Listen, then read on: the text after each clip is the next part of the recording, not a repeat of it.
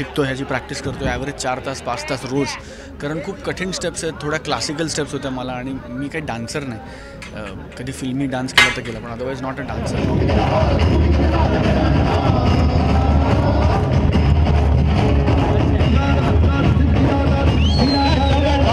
हे गणपतीचं गाणं प्रचंड 30-35-40 फुटाची मूर्ती आणि 500 dancer, 500 junior artist, big song. हा तुम्ही जेव्हा पिक्चर बघणार ना तेव्हा तुम्हाला कळेल की का गणपतीचं गाणं.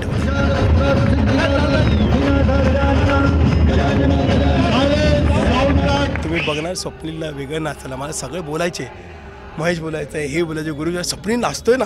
मला 2 महिन्यापासून नाचतोय आणि खूपच छान केलं त्याने.